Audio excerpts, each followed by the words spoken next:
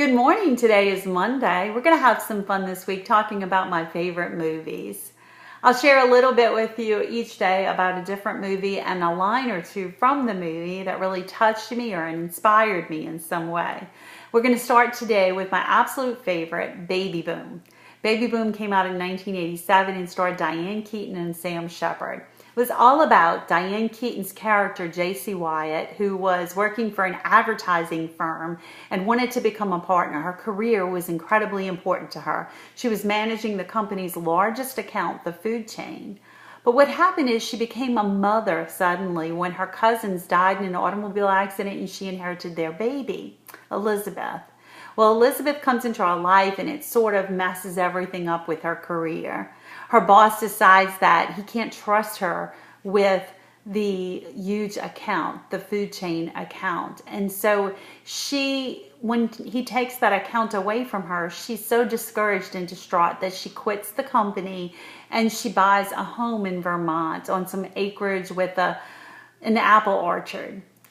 Well, she moves there, and long story short, is in process of making some food for Elizabeth out of the apples from her orchard. She discovers a potential product, and she develops Country Baby gourmet baby food and begins marketing that, using all of her talent and skills that she's acquired over the years to market this product of her own, Country Baby gourmet baby food. And it is a hit. It's huge. Ultimately, what happens is her former boss, Fritz, who is played by Sam Wanamaker, calls her and asks her to come back to New York to meet with the food chain, the account that she formerly managed, so that they can negotiate her potentially selling Country Baby gourmet baby food to the food chain. Of course, she goes there and she decides that Country Baby is not for sale. And they're shocked by that because they're offering her a huge amount of money, a great opportunity.